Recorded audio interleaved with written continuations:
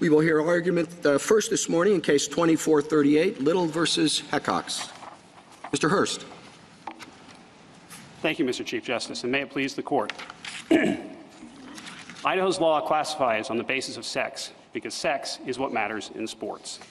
It correlates strongly with countless athletic advantages like size, muscle mass, bone mass, and heart and lung capacity. Tragically, but not surprisingly, male athletes have even injured female athletes in many sports. If women don't have their own competitions, they won't be able to compete. Gender identity does not matter in sports, and that's why Idaho's law does not classify on the basis of gender identity. It treats all males equally and all females equally, regardless of identity, and its purpose is exactly what the legislature said: preserving women's equal opportunity.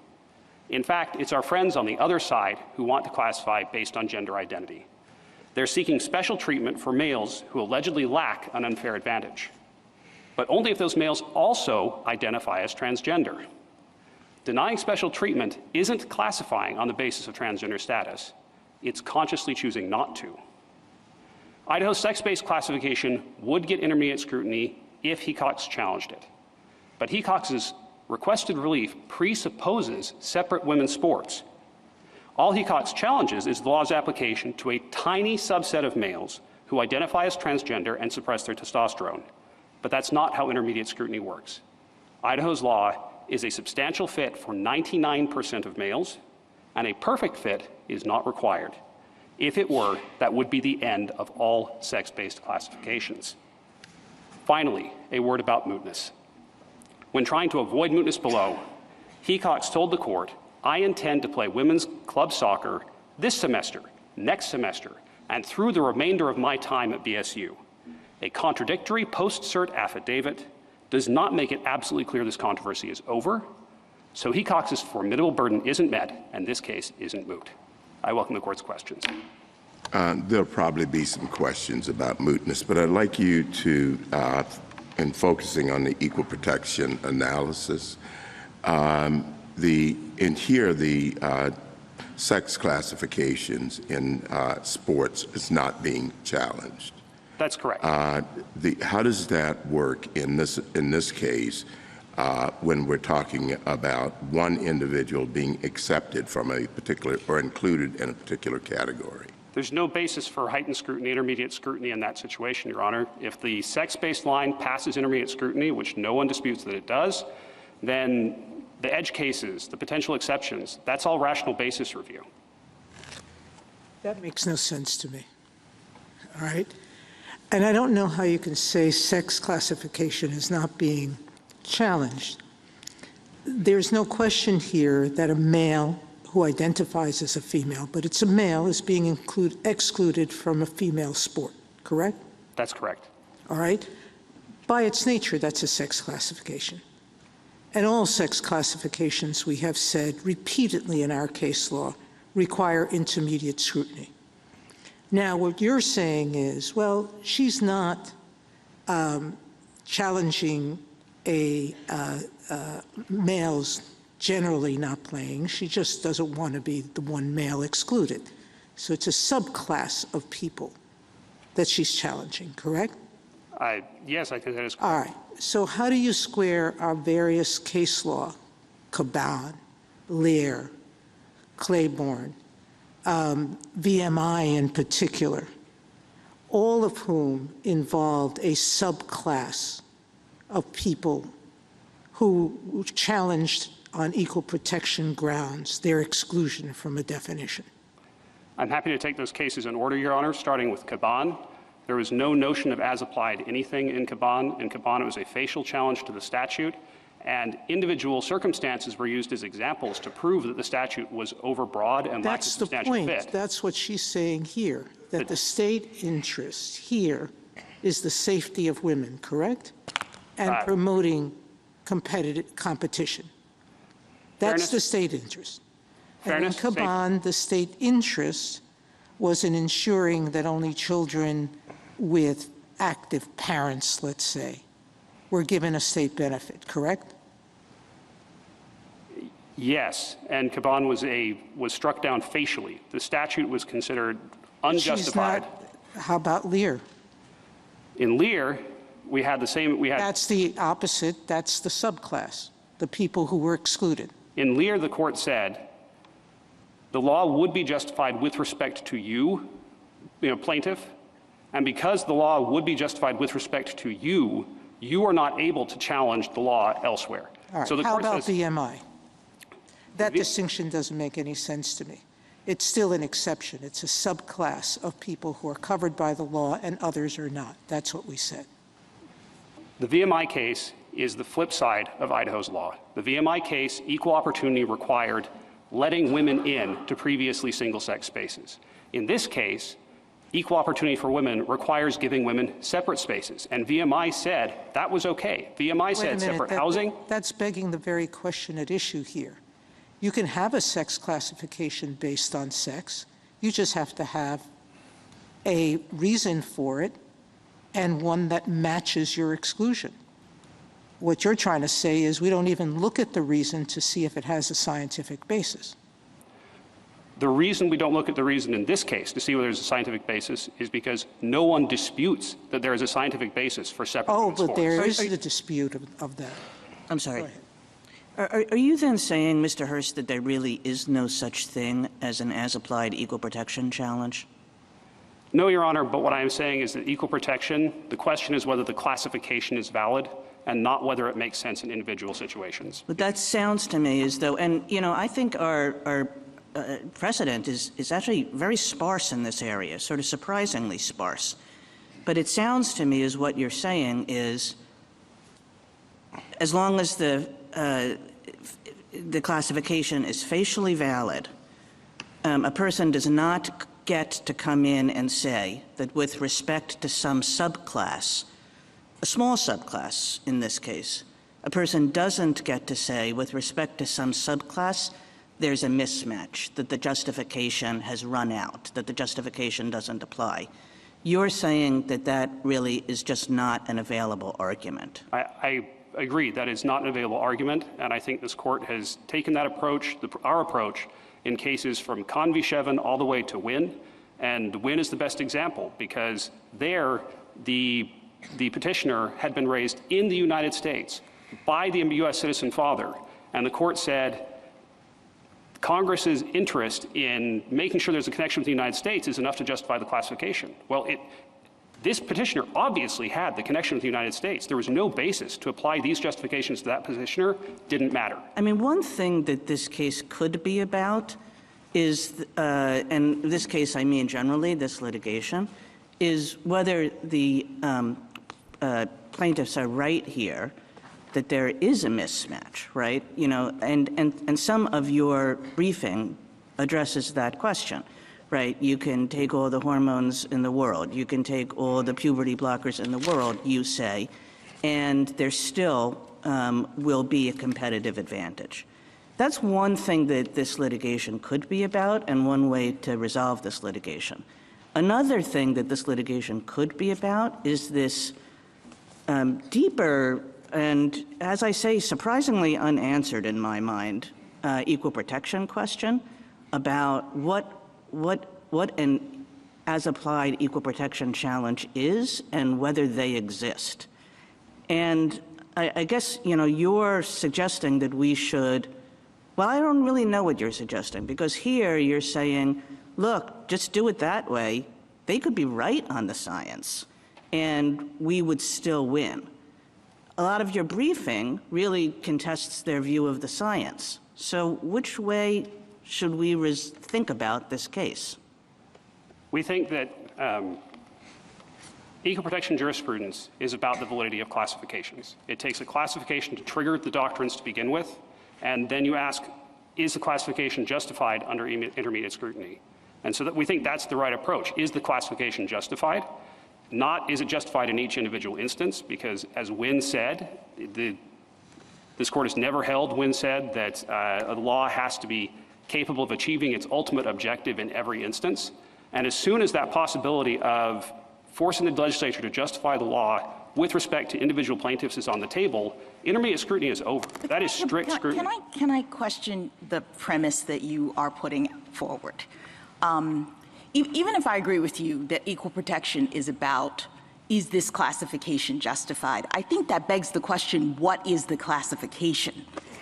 And so to the extent that you have an individual who says what is happening in this law is that it is treating someone who is transgender but who does not have, because of the medical interventions and the things that have been done, who does not have the same threat to physical competition and safety and all of the reasons that the state puts forward, that's actually a different class, says this individual. So you're not treating the class the same, and you're not, how do you respond to that? In other words, the as-applied challenge essentially redefines the class, or one could think of it as that. And so what's wrong with that, number one, and how do you square that with our holdings in Caban, which Lair later described in this way? In other words, Lair suggested that Caban was establishing that as-applied challenges of this nature do exist. Certainly, take the second question first. Yes. Caban says nothing about as-applied. I know that Lair says later this was an as-applied case, but simply reading Caban, it does not say that. It simply applies intermediate. No, I understand, but those two cases were in juxtaposition with one another, Yes. and Lair comes out the way it does, distinguishing Caban on the basis that it's an as-applied challenge, and we in Lair have a facial challenge, and it's basically the same facts. So if you're right, those two cases can't come out the way they do. I don't think so, Your Honor. Again, Lair was actually briefed as a standing argument of maybe you might be able to argue that this law is overbroad, but you individually are not in the overbroad part, and therefore you don't get to challenge it. The court didn't use standing language, like express standing language in the opinion, but that is the logic of the opinion. Mr. Hurst? Yes. There's another way to think about the case your friends on the other side posit, and that is that transgender status should be conceived of as a discrete and insular class subject to scrutiny, heightened scrutiny in and of itself, given the history of de jure discrimination against transgender individuals in this country over history, in immigration and family law, cross-dressing statutes. They give a long laundry list, and I'd like you to respond to that. Certainly. On the de jure discrimination point specifically, there has been some discrimination against transgender people, significant discrimination against transgender people in the history of this country. The same can be said of many groups. The same could have been said of the mentally disabled in Cleburne, et cetera, et cetera. I think Justice Alito's concurrence in Scrutiny is helpful with this in saying this quasi-suspect class or suspect class process, what we're really looking for is classes that look like race or like sex. And if you compare the discrimination in this case, where not one of the laws they cite actually classifies expressly on the basis of transgender status, if we look at that history and we compare it to the history of African Americans and women who were not able to vote, who were not able to own property, who had express classifications based on their status written into the law for most of this country's history, these things don't compare. They're just not alike. I'm sorry. No, please. No, go ahead. There are two things in that answer that are kind of at odds with one another. You start by saying you don't question that there's a history of discrimination, I assume de jure, in this country. Mm-hmm. And then you say, well, but they don't classify on that basis. How should we think about that? I think that the famous footnote 4 helps, right? This has been a discrete and insular minority. Has it been a group of people that were recognized as a group where laws were passed on the basis of their membership in that group, demonstrating that they lacked the political power to protect themselves in the political process? This is from Justice Barrett's concurrence, of course. We just don't have any of that here. All they can point to is conduct. It says, no cross-dressing, no drag performances in bars, these kinds of things. As I think our friends on the other side would admit, people cross-dress who aren't transgender. This is not a classification on that basis. What do you do with the legislative history in this case, where the people who introduced the bill called it a transgender bar? So in answering Justice Gorsuch, you said there's no evidence of that, but there's certainly a lot of comments in this bill when it was passed. Your Honor, I respectfully disagree. I am aware of nothing in the legislative record that says that. I know that the Ninth Circuit opinion says that, but if you'll notice, the key quote that the Ninth Circuit relies on puts the words transgender women in brackets. And if you look up that colloquy in the legislative record, in their transcript that they provided in the district court, the word transgender, gender identity, et cetera, do not appear in that section of the transcript. Can I go back to the mootness question that Justice Thomas talked about, but we've not addressed here at all? Yes, this respondent made certain allegations about her intent at a certain point, but she signed an affidavit with this court attesting that she has permanently stopped playing sports covered by the ban. She will not try for any school-sponsored women's sports, and in fact, I think she'll finish school very shortly. And there's no reason to question the sincerity of that belief, given that dropping out of sports puts you at a disadvantage where you lose your competitive edge, and she's going to graduate soon. How is this different than Atchison Hotel, where the person in the litigation made representations that she intended to visit and continue visiting hotels in the future, and then, when the case got before us, she voluntarily dismissed those suits, like here, with prejudice, and we then directed that the case be considered moot? How is that different? To begin with, I add one further difference between the two cases. Certainly. Here, it's not like she's attempting to avoid us reaching the question.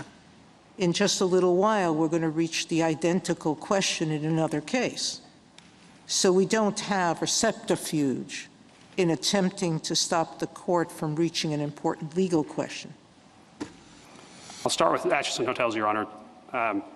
In Atchison Hotels, no one disputed that plaintiff's plans going forward. In this case, even the district court does not credit the plaintiff's plans going forward. The district court struck the notice of dismissal and said, Hecox's plans have changed before, Hecox's plans could change again, and also the court feels that this is somewhat manipulative in order to escape the Supreme Court's jurisdiction.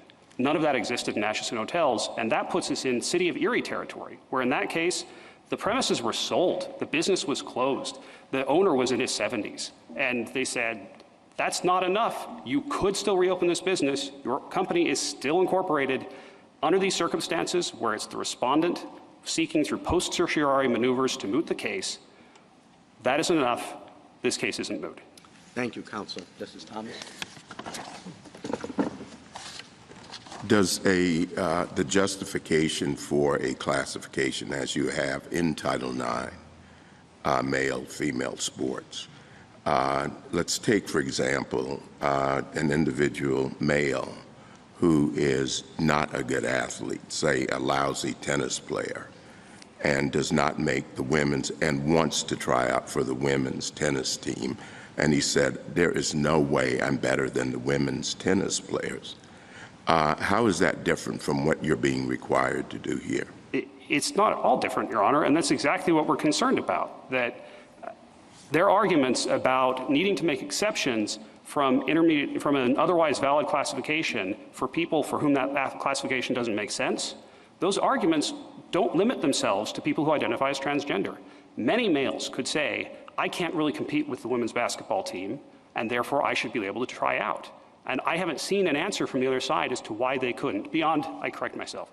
They say that, well, those people don't face the same dignitary harm as transgender people. But I don't see how that's relevant to the intermediate scrutiny analysis. The analysis is this classification substantially related to a legitimate state interest?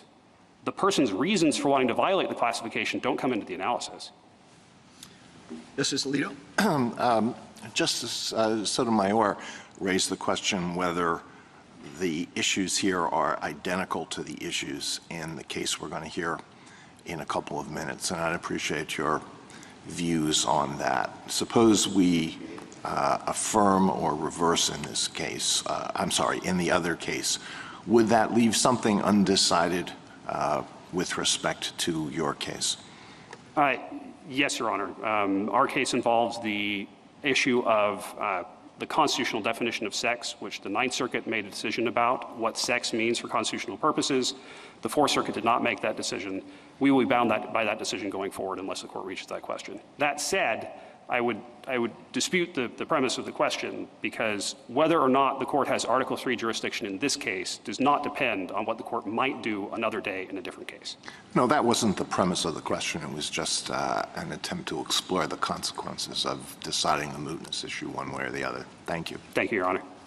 Justice Sotomayor? There's a Munsingware GVR that's being agreed to here, so you're not bound by anything in this case. And our decision there will inform any new decision in the Ninth Circuit on this issue, correct? Whatever analysis we adopt in the Little case will control what happens in a new case. That is the law, Your Honor, yes. All right. With respect to the Erie case, there, the 90-year-old man never said he didn't intend to open another business. He just said this business. And that was the distinction we saw. He or she has said, I don't intend to do this. Now, every other promise that she made in this litigation, that she was going to continue trying out, that she was going to stay in sports, held true until this case and the negative attention she received, correct?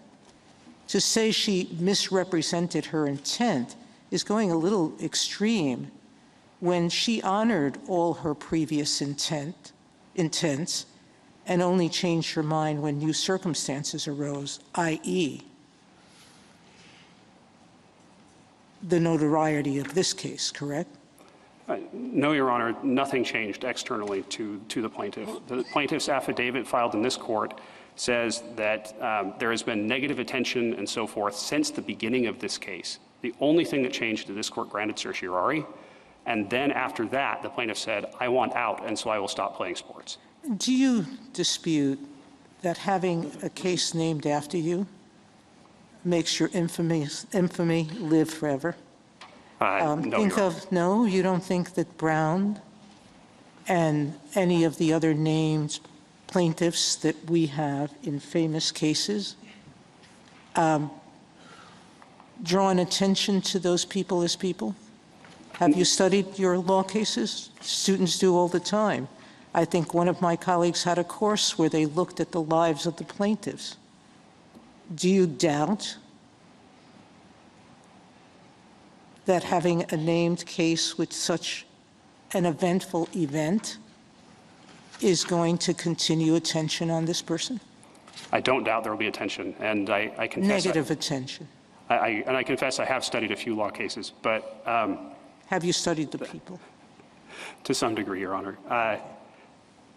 What I would disagree with is there's no background principle of plaintiffs get to leave the litigation whenever they want. Even Rule 41, even in just the district court, the rule is that once the litigation hits a certain point, you can't leave. So what you're going to assume, I know you don't want to, that you were to lose this case, you would say that we have to force an unwilling plaintiff who has offered to dismiss with prejudice, promised not to incur this activity again, we would force that person to continue prosecuting this case.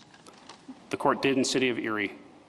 That it did there, but is it the right thing to do? We didn't do it in Atchison.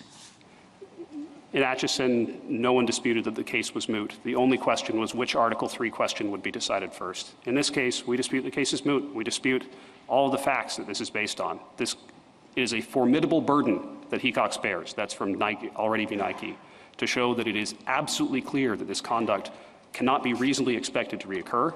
We think, as the district court said in its striking order, that based on the changing history here, based on the past conduct, as Scalia mentioned in his footnote 3 of his City of Erie concurrence, there is a reasonable basis to doubt whether Hecox's current plans are the final plans. And as long as there's a reasonable basis not to credit the current plans, Article 3 lets the court hear the case. Justice Kagan? Mr. Hurst, I want to take you back to our conversation about whether there's such a thing as applied equal protection challenges, and ask you for two things. The first is I do think that that runs counter to a couple of things that we think of as basic principles of constitutional law and maybe equal protection law particularly. In constitutional law, we often say as-applied challenges are the preferred mode of constitutional adjudication. Certainly, we have not erected like bars to them in any other area, as far as I understand it.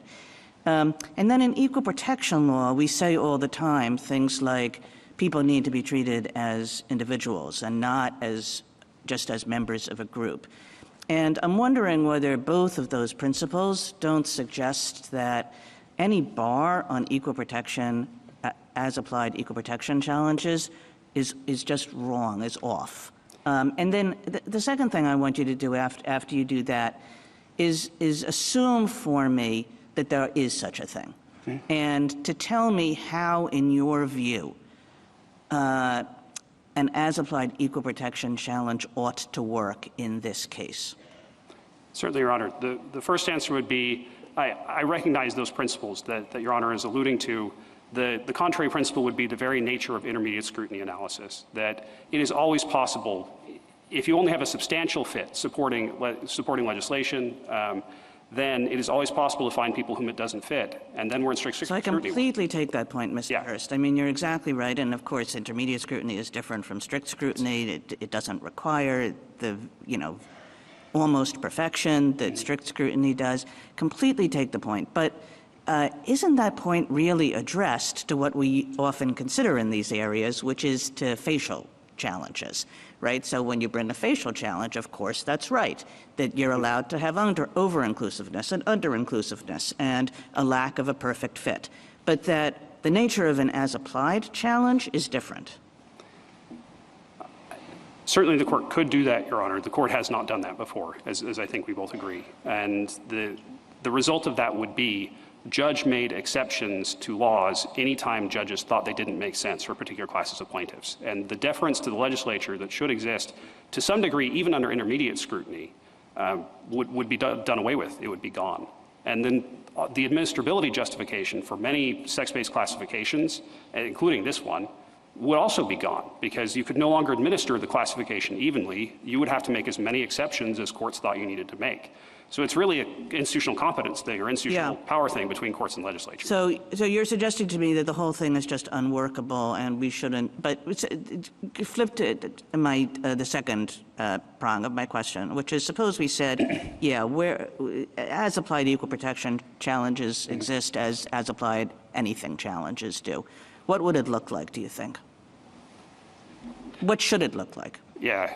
I'm not sure what it should look like. I can say what it does look like in this case and why we think there's a problem with it. So you're not willing to take me on my second path, which is like, let's assume that there is such a thing as this challenge. Yes. I mean, the most I can say, I doubt this is a satisfactory answer, Your Honor, but the most I can say is that the as-applied nature of a challenge might go to the remedy. The legal analysis still focuses on the classification and the justification for the classification. And once we're talking about individuals, we're not talking about a classification anymore. Yeah, I mean, that doesn't seem like much of an as-applied challenge, right? You have to prove the exact same thing as you do in a facial challenge, but don't worry because you only get relief as to you. So that's not a true as-applied challenge. And I'm having trouble coming up with what it could look like, because it will always be possible to carve the class down further, right? I mean, so if they say that their class, that their subclass, I guess, subclass of males, is males who identify as transgender, then we would come back and say, well, only something like 10% of males who identify as transgender take the testosterone suppression. And then they might say, well, okay, no, the class is just the males who take the testosterone suppression. And then we might come back and say, well, according to the record, according to their own expert, of males who take testosterone suppression, only 1/4 of them are able to achieve the appropriate, able to achieve ordinary levels of testosterone for women. And the other 3/4 would still have an advantage, and therefore we'd be justified 75%, pretty good fit in intermediate scrutiny, and we'd be justified with the law. But then they can just change the class again. They can say, aha, no, our class is males who identify as transgender, who suppress their testosterone, and who suppress their testosterone successfully and are able to get it down to where they don't have a competitive advantage. And at that point, we can say, if you can define the class so precisely, you're going to force the state to to define the class that precisely. It's going to be enormously burdensome for everyone, and the state can never win, because whenever the state points to the fit in the statute, they just redefine their class as only the people who are outside the fit. Thank you. Justice Gorsuch? Justice Kavanaugh?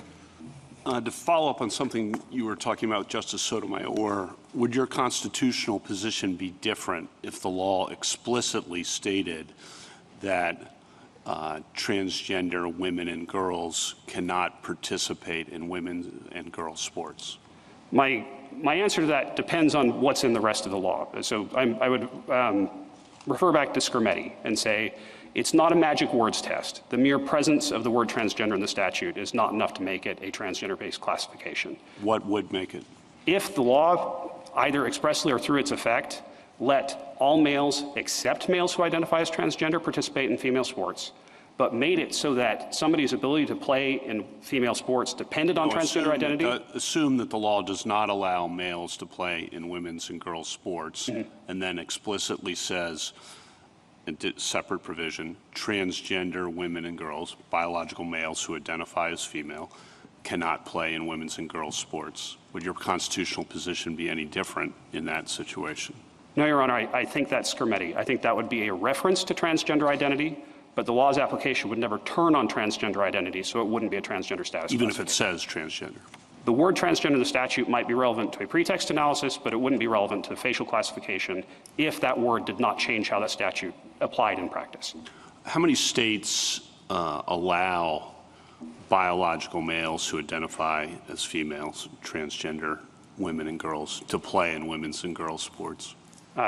Statutorily, I'm aware of 27 states that take our side and do not permit that, and 23 states that take the other side and do permit it. And those states who do allow it, is your position that they are violating the Constitution, the Equal Protection Clause, rights of biological girls and women by allowing that? Or do you say that's up to each state to decide, and that the Constitution gives discretion to the state whether to allow it or not to allow it?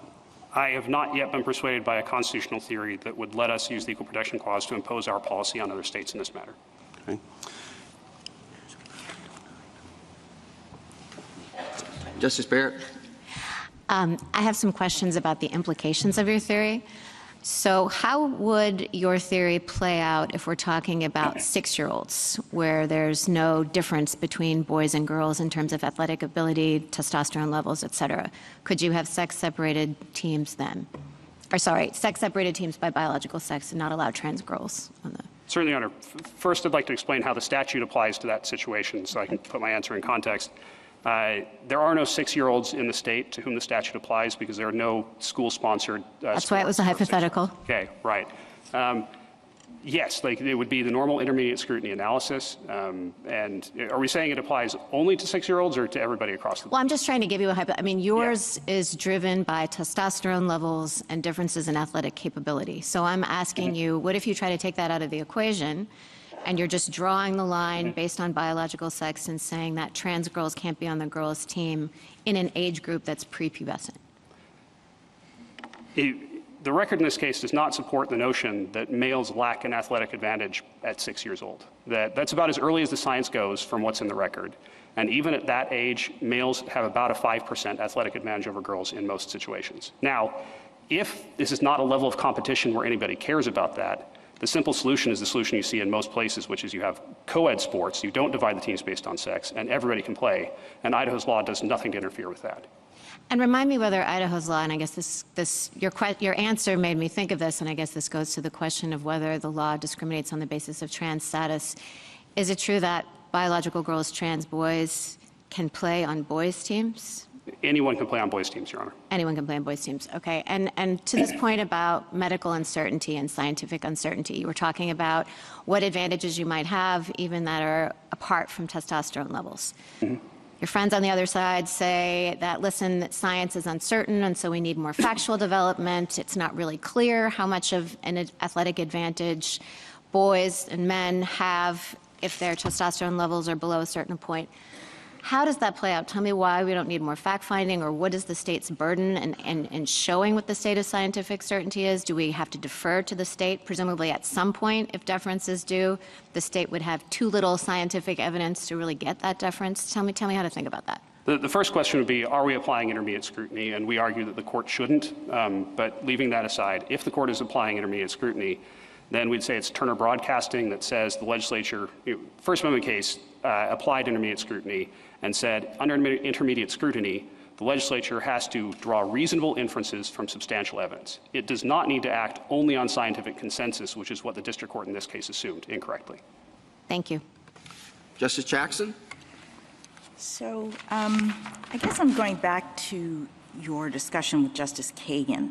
I'm not sure I understand why you're characterizing the as-applied challenge in practice as the individual coming back and proposing a different classification, as though we're doing an analysis of the classification in the way that you suggest. I thought that the state has a classification that is its general rule. No individuals who identify as female but were sex at birth male can play in women's sports, and that the individual then is merely seeking an exception based on their individual capacity, because the state's general rule is based on fairness and medical science and all of these things. Do I have this, like, they're not proposing an alternative class necessarily. They are just saying that I should be accepted from that general rule on this basis. We agree that an exception is what they are seeking, Your Honor. And it's an exception based on transgender status, again. But that's the way the rule used to work, right? I just want to be clear about what we're talking about here. Sure. I understood that this law originally was exactly that. That you basically said no transgender women in girl sports, but we'll look at your evidence and look at your circumstances and decide whether or not you individually can be included. So is that what used to happen? As a matter of Idaho law, there was no law whatsoever before this. Is that what was happening on the ground in Idaho law? That's what NCAA policy permitted from 2010 to 2022. Before 2010, the NCAA policy matched ours. Since 2025, the NCAA policy has matched ours. Okay. But what I'm asking is, if that's the ask here, not that all transgender women be allowed, but that this particular plaintiff be allowed based on their circumstances, why is that so not administrable or proposing a different classification that we're not going to be able to sustain? I don't understand that. So first as to administrability, Your Honor, making sure that a transgender athlete does not have an unfair advantage would require ongoing testosterone monitoring, because circulating testosterone can fluctuate. That is invasive. That is intrusive. No, but that's the burden of the person. The person who wants to play has to demonstrate to you, to whatever degree of scientific certainty, that they don't have a competitive advantage. Why would you not allow that? I guess I don't understand. The second answer is that there's nothing in that argument that limits itself to transgender identifying athletes. If this athlete doesn't have an advantage over women and therefore can compete safely, then there are other athletes that could say for different reasons that they don't have an unfair advantage and therefore they could compete safely. Yes, and I understand that, and there are legal arguments. Let me ask you something about the classification. I guess I'm struggling to understand how you can say that this law doesn't classify on the basis of transgender status. The law expressly aims to ensure that transgender women can't play on women's sports teams. So why is that not a classification on the basis of transgender status? I'd apply Scrutiny again. The question is whether the application of the law turns on transgender status, and it doesn't. It turns on sex. The legislature did not want to exclude transgender people from sports. It wanted to keep women's sports women only and exclude males from women's sports. No, I understand, but with respect to two individuals, a cis woman and a trans woman, who both want to play on a team that reflects their gender identity, this law operates differently based on their sex, right? The law does operate differently based on their sex, as Your Honor just said. It does not operate differently based on their transgender identity. But it treats transgender women different than cis women, doesn't it? It has a disparate impact because men who identify as transgender have a different reason for wanting to play women's sports than women, than biological females do, right? But if that were enough, then Scrutiny would have come out a different way, Gaduldig would have come out a different way, other cases would have come out a different way. I'm blanking on the other ones. All right, finally, let me just ask you about mootness, because it's a little odd, I think, that a defendant would not want a case dismissed. Ordinarily, the defendant is the one who's claiming mootness because they've been sued. So this plaintiff has brought a claim against you, and the claim relates to your policy about college sports. And as I understand, the plaintiff is about to graduate. So wouldn't we have a mootness problem potentially notwithstanding any representations that the plaintiff made? I don't think so, Your Honor. I'd look to Camreta as the case that tells us the best case for telling us how we analyze mootness in this situation. It's, does the petitioner still have an interest in continuing the litigation? Only for a few more months. What if this decision doesn't come out until June and she graduates in May?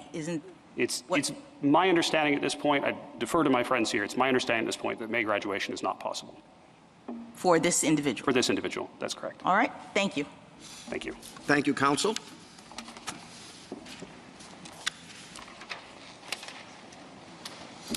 Mr. Mupan? Mr. Chief Justice, and may it please the court. It is undisputed that states may separate their sports teams based on sex in light of the real biological differences between males and females.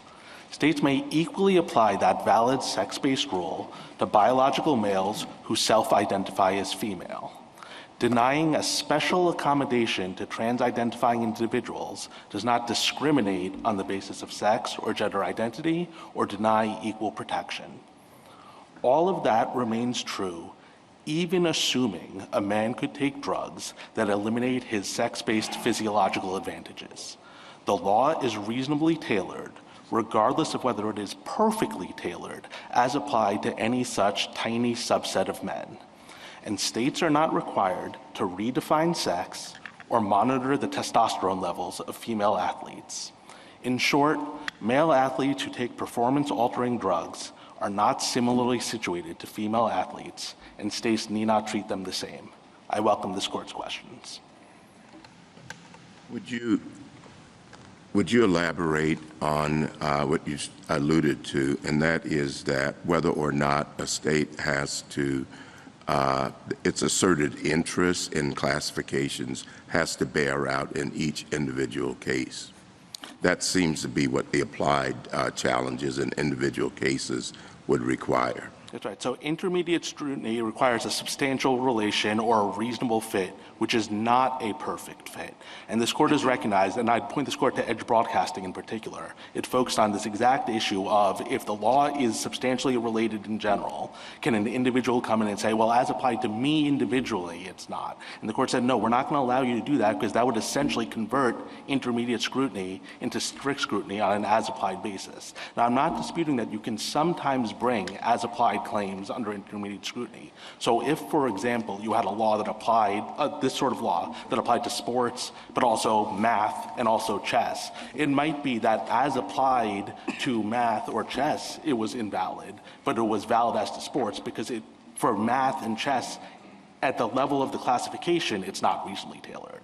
But here, critically, everyone agrees that for sports, for 99% of men, it's reasonably tailored. It's just the 1% of trans-identifying individuals who take drugs and then those drugs are effective that's a problem. And this court's decision in Michael M. makes clear that that's not a viable as-applied claim. In Michael M., this court upheld a statutory rape law that applied differently to men than women, and the rationale was because women faced a unique risk of pregnancy. But of course, if either the male rapist or the female victim was infertile, there'd be no pregnancy. So on their theory, you could have come in and said, well, I have an as-applied claim that I was infertile, so it was okay to rape the underage girl.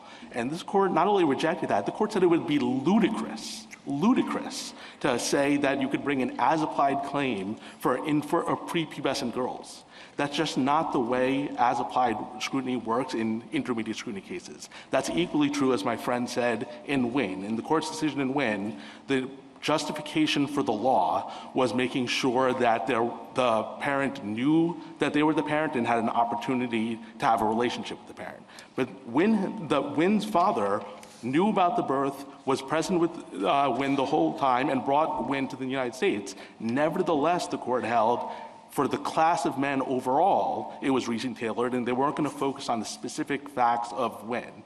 You started, Mr. Mupon, by saying that you did think that there were as-applied equal protection challenges, and giving an example of, well, if it had also applied to the chess team or something. But that doesn't seem like an as-applied challenge to me. That seems as though there's just a provision of the law that's facially invalid, right? So let's put those kinds of cases aside where you can split the law up and say this part is facially invalid, this part isn't, and focus instead on like real as-applied challenges. Your classification is basically okay, let's posit, because there's a substantial relationship to your goal. Is there ever a time where a person can come in either on behalf of herself or on behalf of a subclass and say, notwithstanding that there is no a valid facial challenge here, there is an as-applied challenge, this subclass has to be exempted? So I don't think this court's cases have ever squarely addressed that. I think if it could be brought, it would have to be a very substantial percentage. So to give you a stylized hypothetical, if you had a law that regulated on the basis of sex, and you could imagine 3 subgroups of males, for subgroup 1 and subgroup 2, each of whom are a third of men, it was reasonably tailored. But for subgroup 3, which was a third of men, it wasn't. Maybe in a circumstance like that, the third subgroup could come in and say, for a third of the applications of this law, it's not reasonably tailored. That's not enough of a substantial fit, at least for us, even if you're going to uphold the law for the other 2/3 of men. But why does it have to be that many people? Why? I don't understand why that subclass can't make this showing and get the remedy as to them. Because if it's one person, you're basically converting the law into strict scrutiny. But you're not. You're not. I mean, because what you're doing is you're allowing that individual to get the remedy that we've said in cases like CASA is the only thing that's available, that you can't have this flow to everybody. It's just about this individual and whether or not he's been unconstitutionally treated. So again, because if the law is reasonably tailored for 99.99999% of people, and you come up with a point fraction of percent and say that that person has a viable claim, that's more than you would ever require under strict scrutiny. I don't know of any. No, but I mean, well, what's the result of that?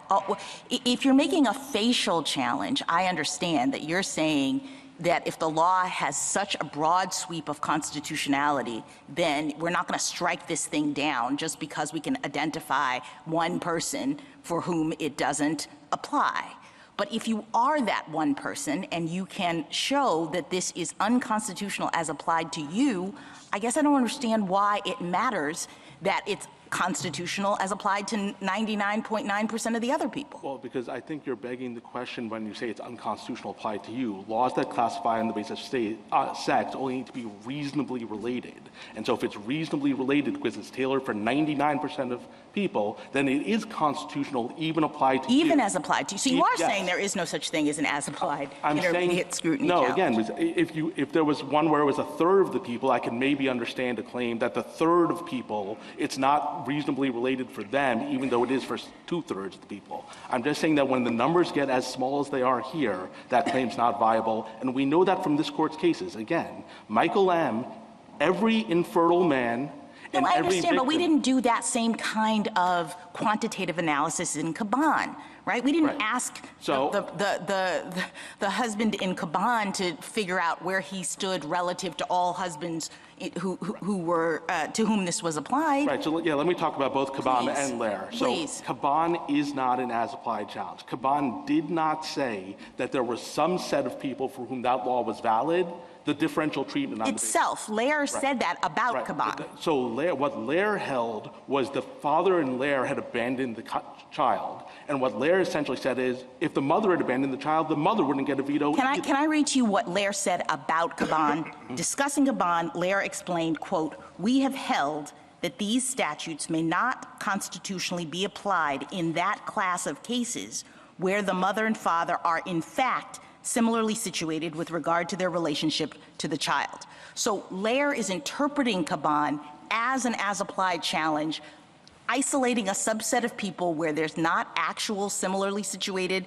circumstances, and Lair is different. It is a facial challenge. It is in opposition. No? What that sentence in Lair, the facts of Lair, there was no differential treatment. The father and Lair had abandoned the child, and the court basically rejected his claim, because if a mother had abandoned the child, the mother also wouldn't get a veto. So Lair's a case where the plaintiff lost because there was no differential treatment at all. Caban is a case where the plaintiff won because the classification couldn't be justified. The only way those cases would support their position is if either Caban or Lair had said there is some set of cases where the woman gets a veto, but the father doesn't, and that's fine. And neither Caban nor Lair said that. This court has never said in those line of cases that the mother could get a veto, but the father doesn't, and that's perfectly okay. So that's what they're arguing, and neither of those cases support it. You would also ask about VMI, if I could just briefly address why VMI doesn't support them either. In VMI, the point was, yes, lots of women wouldn't want to go to VMI, but also lots of men wouldn't want to go to VMI. As to the set of people who were actually burdened by the exclusion, all of the women, the law was not fairly tailored. The argument that Virginia was making VMI was essentially equivalent to the following. If MIT said, most women and frankly most men can't meet our math and science standards, so we're just not going to allow women to come to MIT at all. Of course this court would reject that argument. That was the argument that they were making in VMI, that just very few women wanted to attend. But for the set of women who wanted to attend, the law was not properly tailored because there was no justification for excluding them. Thank you, counsel. Justice Thomas? Justice Alito? Under Title IX, what does the term sex mean? We think it's properly interpreted pursuant to its ordinary traditional definition of biological sex, and I think probably given the time it was enacted, reproductive biology is probably the best way of understanding that. Thank you. Justice Sotomayor? The problem I'm having with what you're doing now is you're doing exactly what Justice Stevens said should be done, and he admitted later in O'Connor that the court roundly rejected that in Caban and Lear. He wanted to do exactly what you said. He said, in dissent, this court should be in analyzing equal protection, contending that if the classification is justified in those cases in which the rule has its most frequent applications, then it doesn't violate equal protection. And then he said the court should presume that the law is entirely valid and require the challenger to demonstrate that its unjust applications are sufficiently numerous and serious to render it invalid. It's exactly what you said we should be doing. So you want us to accept what the dissent did and not what the majority said it was doing in Caban or Major. In VMI, Justice Scalia said the same thing, that taking the majority's logic to its logical conclusion, a single woman who wanted to attend could satisfy the admissions requirement would be enough for an as-applied challenge, and that shouldn't be the law. You're asking the court to adopt views expressed by two minority dissenting judges in this case. We've been doing an awful lot of that lately, but you're smiling because it's true, but you're asking us to adopt an approach that we have rejected as a majority court and accept what dissenters are doing, correct? With all respect, no. Again, in Caban, nowhere in the majority opinion in Caban did they say this law is reasonable for certain classes of men, but it's not reasonable. It did exactly. It said it's reasonable for fathers who don't support their children. It won't be reasonable for fathers who don't. With all respect, Your Honor, it did not. Caban did not uphold that law as applied to any man who hadn't abandoned their child. Now, it is true Lair's upheld the law for someone who had abandoned their child, but the reason it upheld the law is because women who abandoned their child. But the logic of the opinion is that if the reverse had been true, it would have ruled the way it did. I don't think that's Counsel, true, but even could if I you have- thought that was, sure. No, I just have one last question. What's percentage enough? There are 2.8 million transgender people in the United States. That's an awfully big figure. I do understand that in Idaho, this was the first transgender child, but that just happenstance as to location. What makes a subclass meaningful to you? Is it 1%, 5%, 30%, 15%? One is not enough for you, but why? Well, so I'll say, When the numbers don't talk about the human beings. so I'll say a couple of things about that, Your Honor. The first I'll say is if the distinction between intermediate scrutiny and strict scrutiny is the difference between a perfect fit and a reasonable fit, 1% surely has to be on the side that's reasonable. But if you don't want to just take the 1% on its own face, I would point your court, you want to focus on majority opinions or opinions for the court. Michael M. rejected a challenge even though that law wouldn't, for infertile couple, either infertile rapists or infertile victims, the justification didn't apply. There are certainly more infertile people. They did it on a different basis, which had to do with different harms. No, that's not to a true, Your Honor. prepubescent. With Well, I all can read the respect, decision and tell you. with all respect, that paragraph, it says, even setting aside the physical differences, it is ludicrous to think we have to exclude infertile children from this rape law. And there are certainly more infertile people than there are trans-identifying individuals who take these drugs and eliminate all their physical advantages. So if we just focus on holdings of this court, we know that this percentage is too small. Justice Kagan? Mr. Buban, just assume with me that there is such a thing as a as-applied equal protection challenge. What would it take to bring that challenge? What should the plaintiff have to show? I think they would have to show that, A, they are a substantial enough percentage to be able to bring an as-applied claim, and then as to that group, the law wasn't reasonably tailored for them. And that they would have the burden on that. It's not for the state to come back and say, the state does not have to satisfy that burden initially.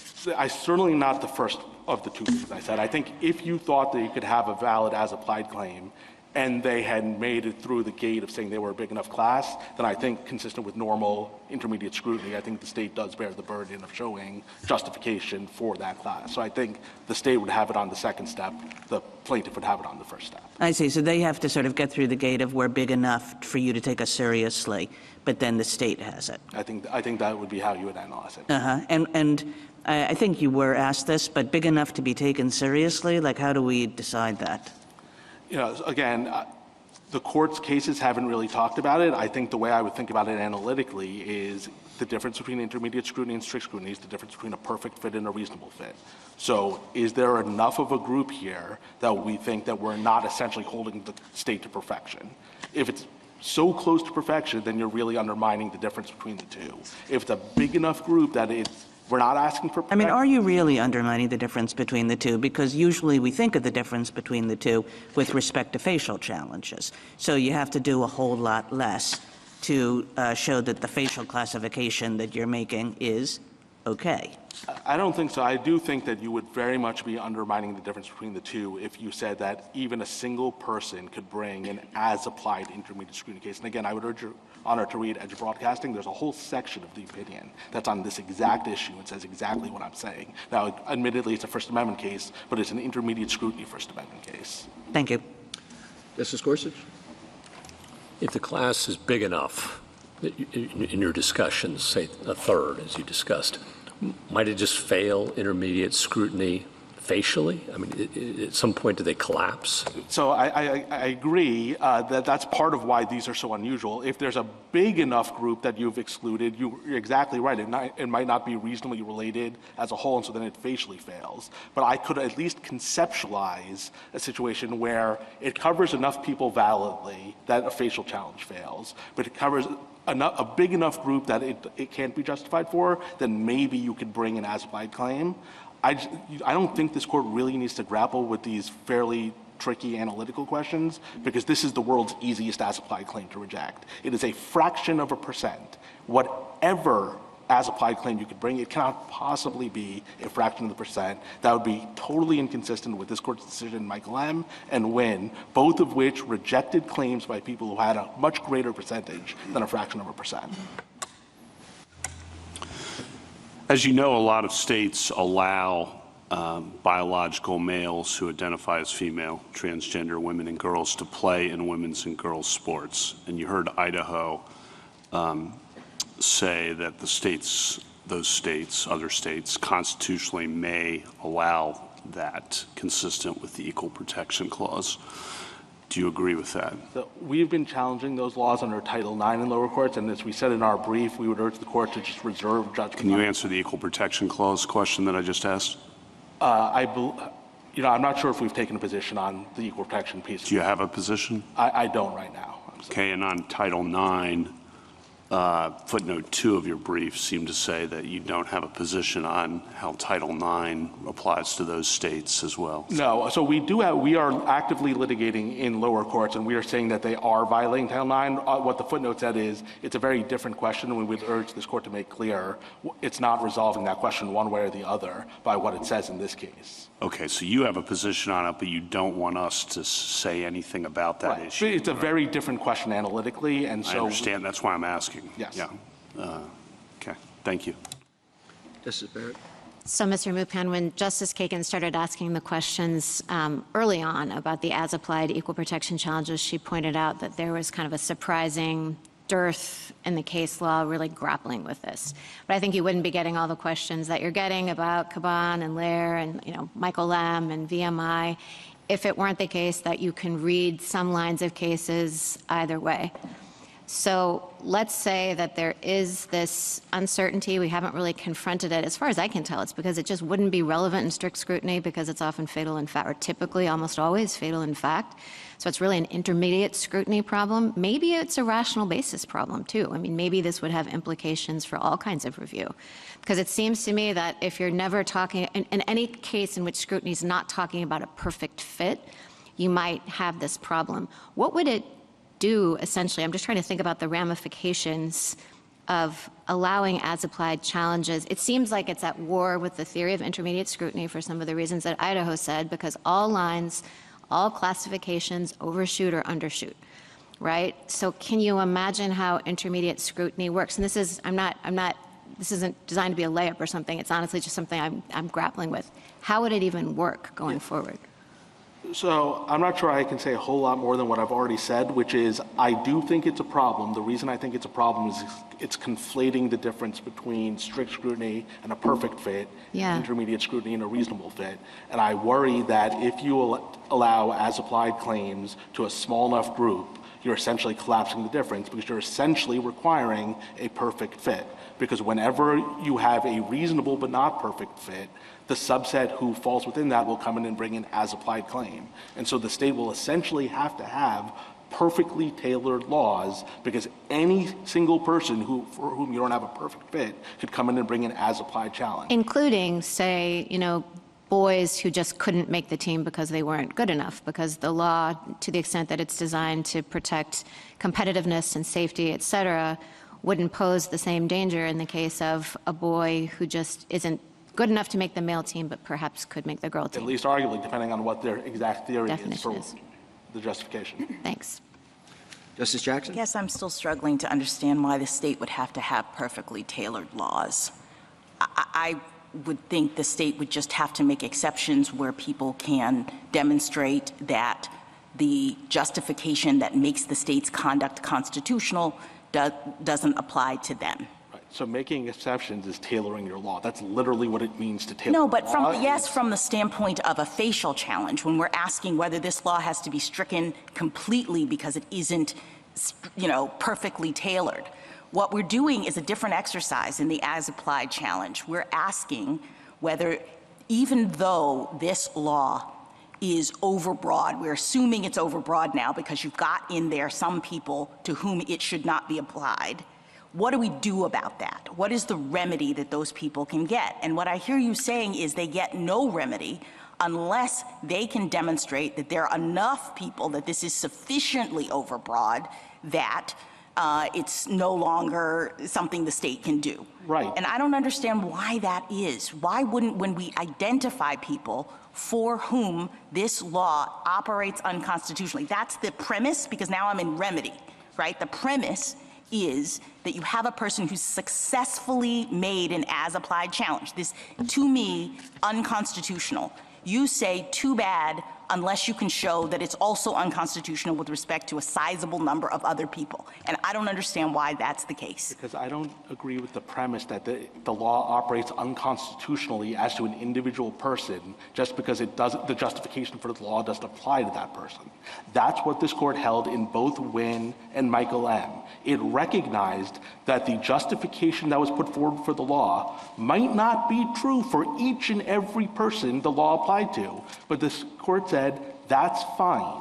And if we read Caban and Lair to say something different, if I disagree with you, then we just... Well, Wynne is the most recent of the cases. So okay. Even if you read the cases that way, and Wynne is explicit about this. Wynne explicitly says, I believe it's, I'm not going to get the page number right, but Wynne explicitly says that we recognize that there are some men who were present at the birth of their child, who have a DNA test to prove that they were the father, that have been with their kids their entire life. Yeah. In fact, that was probably true of Wynne's father. Tough luck. Okay, so Justice Barrett is worried, I think she said, about the implications of allowing as-applied challenges. I guess I am worried about the implications of not. Because as Justice Kagan said, we have consistently said that facial challenges are really hard to get, that as-applied is really all there is. So now we're in a world in which you are setting up new barriers, in my view, to establishing an as-applied challenge. So at the end of the day, is your position that no matter how clear it is that the particular prescription is operating to disadvantage a particular group, that classifies you, treats you differently, you're just not going to be able to get a remedy for that individually anymore. Let me take a step back, and then maybe this will help. Laws that classify, in general, are subject to rational basis review. Now, there's higher scrutiny for classifications on some things. For race, we have strict scrutiny. For sex, we only have intermediate scrutiny. What that means is it is okay to have a classification that doesn't operate perfectly for each and every person. So it's not the problem is that it's unconstitutional, but there's no remedy. The point is that it is constitutional, I don't necessarily even though it's think that's overbroad. the takeaway. I think what that means is it's okay because we realize that in some circumstances, maybe even in many circumstances, this classification is justified. But when we can identify a situation in which it's not, I don't understand why a person can't bring that challenge. Well, I can't say anything better than in both Michael M. and Wynne, the court recognized that there were people who it wasn't tailored for and they didn't give them a remedy. Thank you. Thank you, counsel. Ms. Hartnett.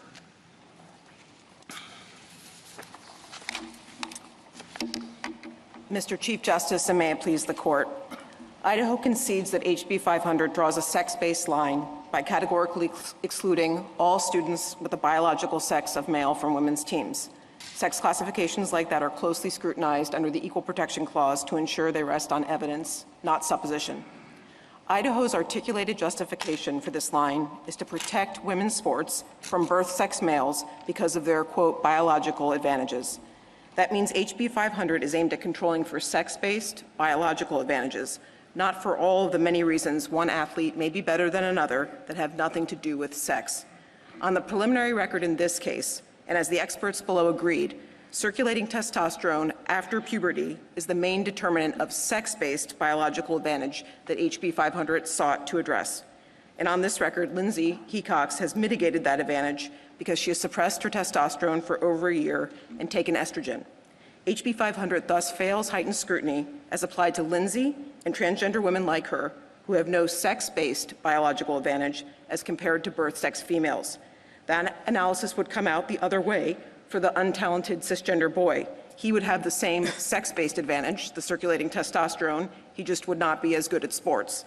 It also would come out the other way here, for example, if a transgender woman had gone through a male puberty and had not mitigated that advantage.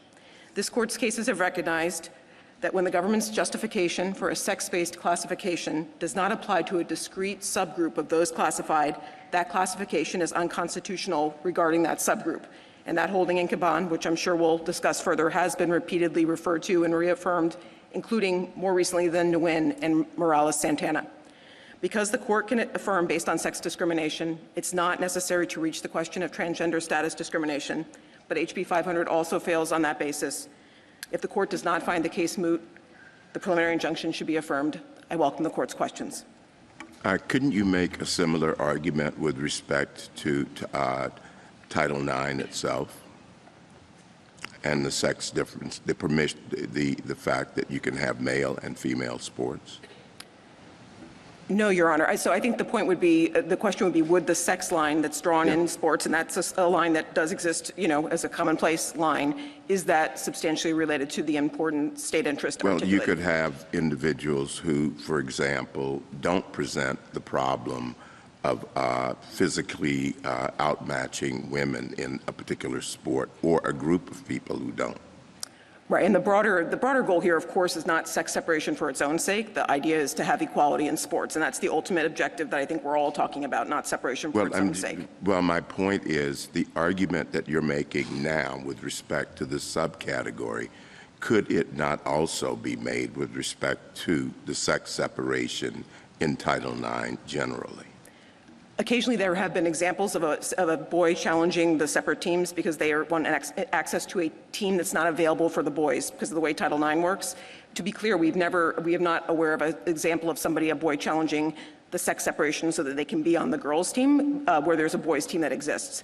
In that case, the courts do look at that under intermediate scrutiny, and they determine that the overall goal of ensuring equality in sport opportunity for women and men allows for the distinction. Counsel, I wonder if you could address what has been, I think, the basic focus of the discussion up till now, which is, as I see it anyway, whether or not we should view your position as a challenge to the distinction between boys and girls on the basis of sex, or whether or not you are perfectly comfortable with the distinction between boys and girls. You just want an exception to the biological definition of girls. Thank you, Your Honor. We're not asking for a particular definition or even really an exception. I think what we're asking for, and it is similar to the nature of the challenge that was brought in Caban. The situation there where there are unmarried fathers that were barred completely from objecting to their child's adoption. And there the father said, we'd like to be able to have that objection. We have a substantial relationship with the children. And in the group, and there was actually a pretty tailored group in that case. In Justice Stevens' dissent, he points out it has to be an older child, and there has to be a participation in the rearing. For that subgroup, they were allowed to challenge that and get the relief. And so, I do note too that Justice Stevens pointed out that it was an indeterminately small subgroup of an unknown number of fathers. So I think that's the analogy that we would draw here to what we're asking. So what would be the appropriate inquiry? And it's asking you basically for your response to Mr. Mupan in particular, that going sort of challenge by challenge, whether it's based on a transgender status or anything else in the situation, is really transforming intermediate scrutiny to strict scrutiny. We agree there would have to be a group. I don't think, in our view, in a way, at least the way that the cases have worked out, and this is Caban and Lair, it also goes through Nguyen and Morales-Santana. I would also direct the court to the illegitimacy or the non-marital children case. Those are Trimble and Lally. They're cited in the BPJ brief. In the same way, I think the court looks, is there a definable group that's not just a person who happens to not meet the fit, but actually a group where the rationale doesn't make sense for the subgroup. But the group can be somewhat specific. Like in the case of Caban, it was actually unmarried fathers who had acknowledged paternity and had a substantial relationship. In the Trimble case, it was non-marital children who had had a confirmation of paternity and a relationship with the father. Well, that sounds an awful lot like strict scrutiny, unless you're going to say whenever you can come forward with anything that is an exception to the boy-girl distinction. In any case at all, you can go forward with the strict scrutiny challenge, whether it's 1% or whether it's 12 people. And I'm just not quite sure, grasping why your position isn't really an effort to apply strict scrutiny to a distinction that we haven't applied it to. Thank you, Your Honor. I mean, all I can say, and I do agree that cases are not that many in this context. I think it's possibly because facial challenges were more in vogue before, and now as-applied challenges are more preferred, and so that may be explaining why a statute in Caban, for example, wasn't viewed as carving out the statute for the people it couldn't be applied to versus facially invalidating it. But I do think it matters because it's not just a matter of fit that makes intermediate scrutiny different. There also has to be an important government interest, not a compelling one, and this is really critical. You can burden the right in intermediate scrutiny. So in Nguyen, for example, that person failed because he actually didn't take the steps that would be needed to confirm the paternity. So you're allowed to actually, he may have had a compelling case on a one-off basis that, hey, I actually do have that relationship with the citizen father when I was born abroad, but he didn't take the steps that he needed to do. The same thing with Lair, and the same thing with Lally and the Trimble-Lally line. So you can actually burden the right by saying, Lindsay Hecox has to actually submit testosterone tests or something else different than other people, and that would not be allowed if it were strict scrutiny. And if we follow your approach, which allows a challenge to even a fairly small group that's affected, in what way would we not that would apply across an entire range of things where there's a distinction currently between boys and girls, quite apart from just athletics. Is that correct? Your Honor, I do think that the question would, I think we're not trying to invent something here. I think we were trying to draw from what we understood to be precedent from the court, and I would direct you to the Equal Protection Scholars Brief. They have some scholars that have actually focused on this question of what does an as-applied challenge mean in the equal protection context. But I think taking a step back, the question always would be looking at what the state's asserted interest is here. And here the state is not asserting an interest of having the boys' teams be better and the girls' teams be worse. What they're trying to do is control for a sex-based biological advantage. And so I think a lot of the hypotheticals that you can maybe understandably think about, what about the untalented cisgender boy? What about the transgender woman who didn't mitigate? You know, what about this or that? That gets taken care of because the testosterone is the advantage on this record, and almost all the people that might want to try to get an as-applied challenge under some other idiosyncratic framework would not be able to show that their exclusion actually was. Okay, and this will be my last question. My point was more that how we approach the situation of looking at it not as boys versus girls, but whether or not there should be an exception with respect to the definition of girls. That would, if we adopted that, that would have to apply across the board and not simply to the area of athletics. I mean, I think it's a general framework for equal protection challenge that, again, predated this case, this litigation. There have been boys that have tried these challenges in the past. They generally have failed because they actually don't lack the opportunity or actually are treated, they're not being treated differently than similarly situated individuals. You said, Ms. Hartnett, that you're not talking about individual by individual by individual. It has to be a defined group. So how big does the group have to be? How does it have to be defined? And why are there those requirements? If what you're saying is right about equal protection law, why wouldn't it extend to individual by individual by individual? I don't think the court has foreclosed that other than this actual obvious conceptual question of like when do we get towards strict scrutiny. I think what I could tell you is that in the way that the court looked at it from Caban to Lair to Nguyen to Morales-Santana and then also Trimble and Lally for the case of non-marital children, the court seems to usually be trying to figure out not just is this individual somehow idiosyncratic, but are they part of a group that actually doesn't make sense to exclude. And that makes sense because usually you're trying to figure out is the interest served by the exclusion, and there's usually some principle why a subgroup was not properly included. And what are the requirements of, what does that group have to look like? Mr. Lupin suggested that it has to be, fairly sizable. It can't be 1% or less. Why not? Why? What are the other requirements? Like, how do you go about defining which group, which subclasses get to make this challenge and which subclasses don't? That's a good question, Your Honor. I think in Trimble, this is again the non-marital children case and cited in the BPJ brief, they said discrete categories that were unnecessarily excluded. That was the notion there. So I think that's where we were trying to make clear that we don't think it can just be we have a person that is extraordinarily idiosyncratic, and they should get their case. And I don't think anything in your cases rules that out. I guess that's not actually the case presented here. We think we have an easier case because we actually have identified a discrete subgroup, transgender women who do not have an athletic advantage. But I don't think you're answering Justice Kagan's question, which is fine. If you buy into you have this subgroup as you've identified it, Mr. Mupon says that subgroup has to be big enough. Do you agree? And if so, how do we evaluate that? I don't agree with that. I think that is I think in a way this is the Caban dissent kind of coming back after many decades, because there, Justice Stevens said in the dissent, he's assumed that the case in that case was assuming that the case extended only to himself and by implication to an unknown number of fathers, and went on to say indeterminately small part. So I think there's never been a numerical requirement.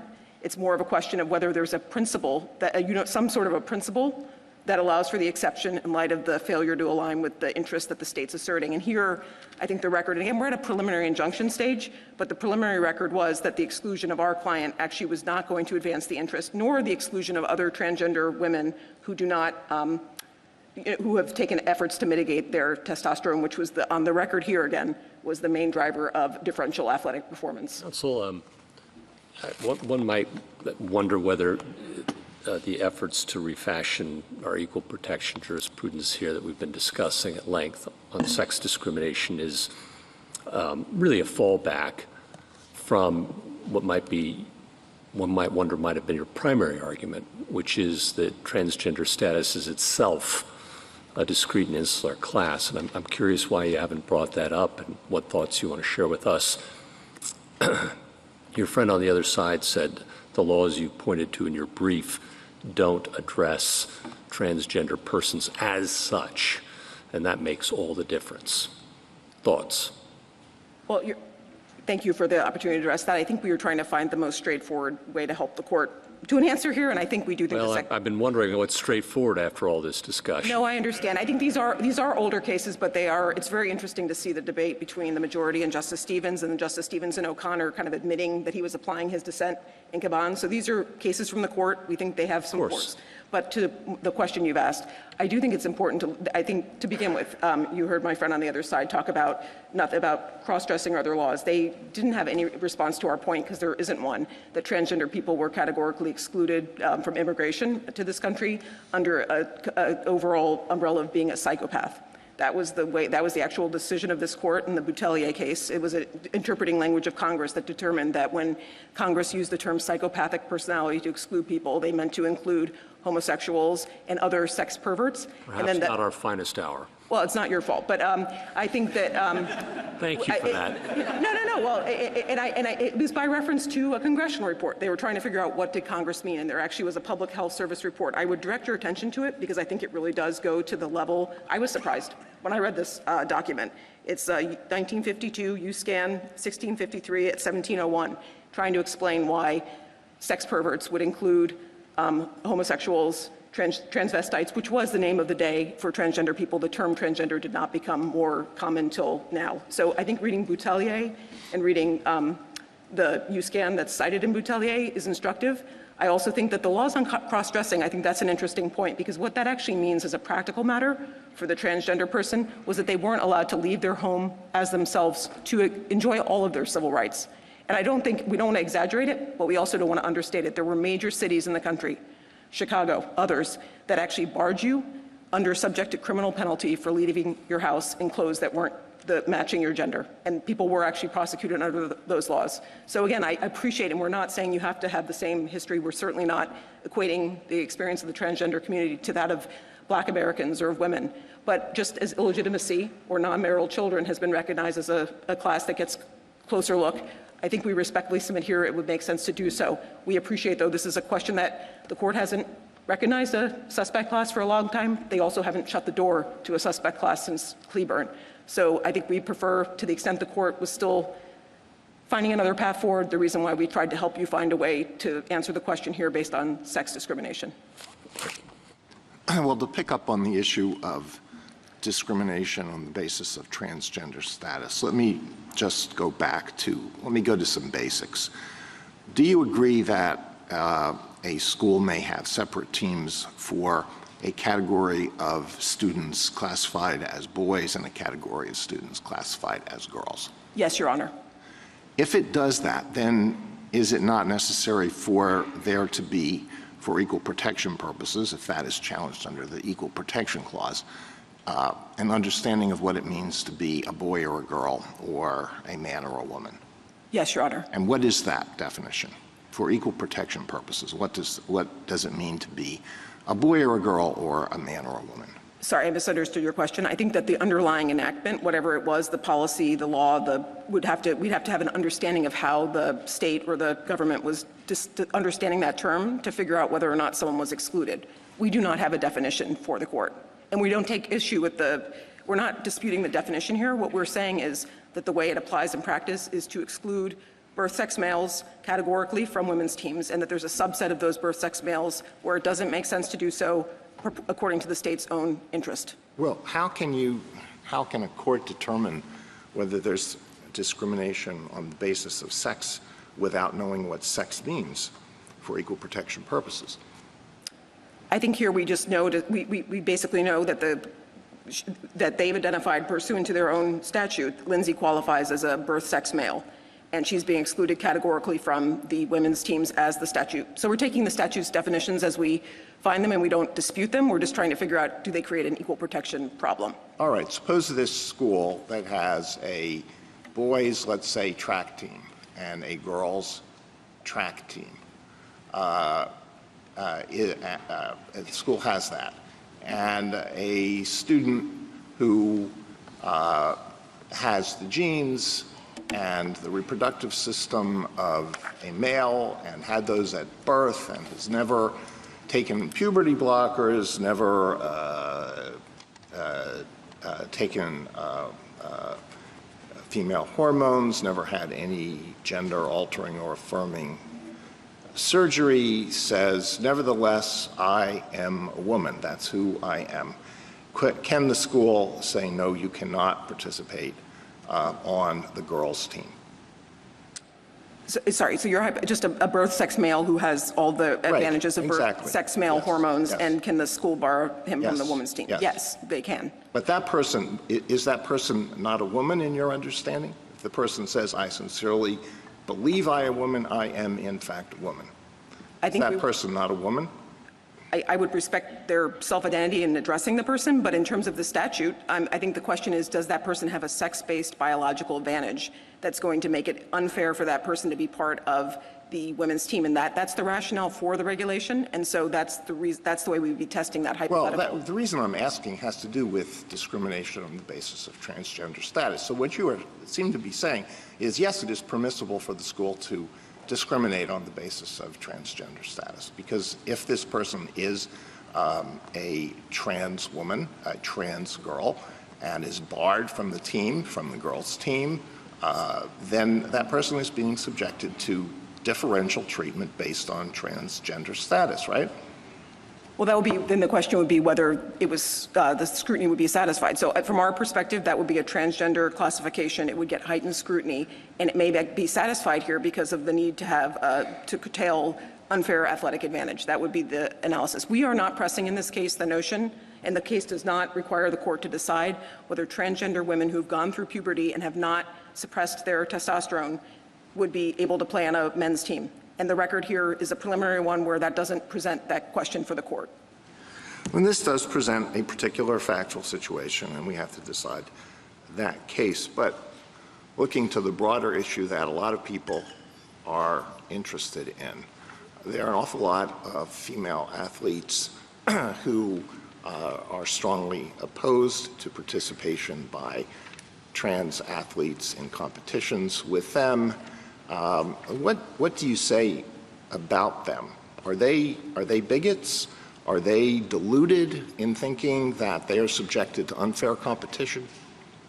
No, Your Honor, I would never call anyone that. And I think what we're saying here is that you have to, that's the reason why there is intermediate scrutiny, or even in rational review, you don't legislate based on undifferentiated fears. You base on trying to make a rational response to what is a perceived issue. I think here Although I would take issue with the notion that there was no reference to transgender individuals in the creation of this law, I really would direct the court to JA. Again, this is not about animus. I'm just saying that if you look at JA, pardon me, I need my JA 105 through 112, there are numerous references from the sponsor of the law saying the way we're going to try to protect women's sports is to not have transgender women play on the women's teams, and that was the fear that they had at the time. Again, that is not an accusation of animus. It's just a question of what was the statute doing, and then we go to the point of does the statute survive heightened scrutiny? That would be the inquiry.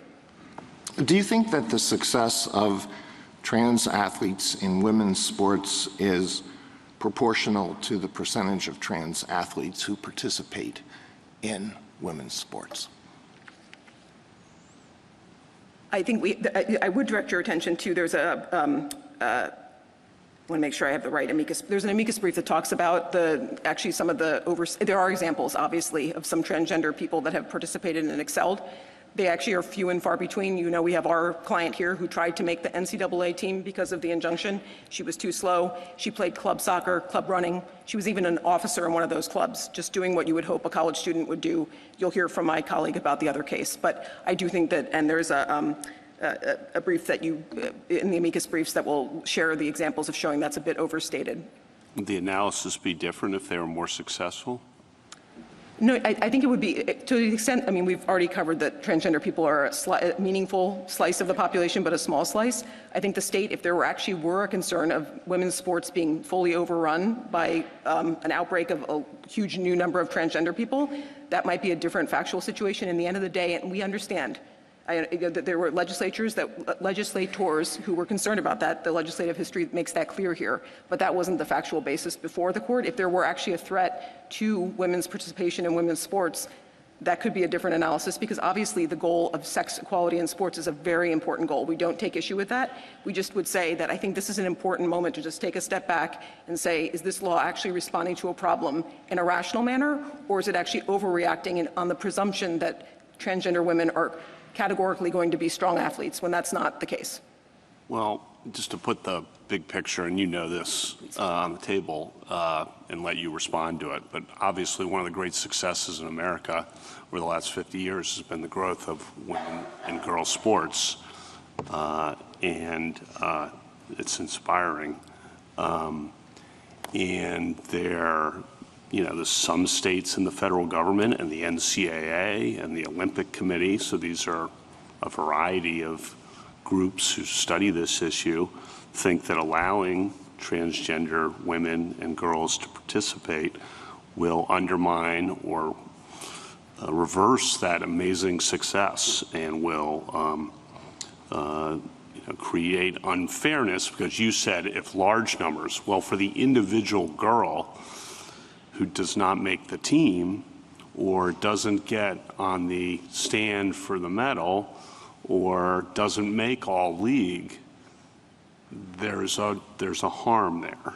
And I think we can't sweep that aside. And I think that's what's undergirding some of the concern in this big picture, and there are harms on both sides. So I completely understand that, but I just want to let you respond to that, because that is, the NCAA, the Olympic Committee, a lot of states, federal government, that's a lot of people who are concerned about women's sports and think this raises a big problem, and I just want to make sure you can explain that. Thank you, Your Honor. And just to be clear, Title IX is a huge triumph, and I'm a veteran of women's sports myself. I'm glad it exists. It's made a huge difference in our society. That's not what we're talking about here. But I do think, to the point of, for the podium question, I think the question is there an unfair biological advantage? That would be the question. So I understand the point. If there is somebody who's coming in with an unfair biological advantage, that would undermine the entire point of separate sports in the first place, which was to allow women to have a place to thrive, to be strong, to win, not to just be the B team. The question in this case is if the person had actually mitigated their sex-based advantage, which maybe interestingly, maybe counterintuitively, actually is more about circulating testosterone after puberty than a lot of the other things we might think are sex-related, then that girl that's come in second to a transgender person that's mitigated actually may just have come in second because the transgender person was similarly situated but was stronger in that one competition. That's why we are here not proposing a rule of absolute inclusion, but saying that in the case with people like our client who have mitigated, their exclusion doesn't match the statutory interest. Counsel, Well, can I ask you a question about analytically in the discrimination on the basis of transgender status?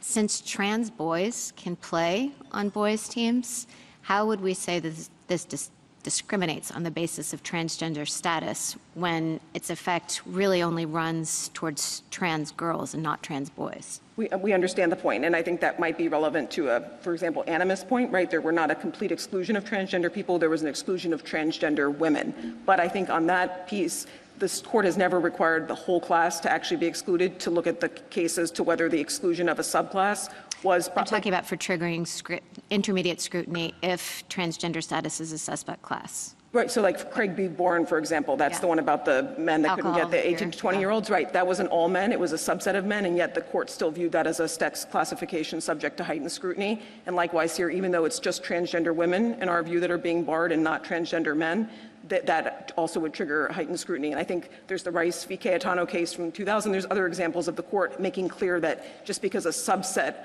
of the protected class is being excluded, you still would apply heightened scrutiny. Another question about the science. So you were talking about circulating testosterone being kind of the marker.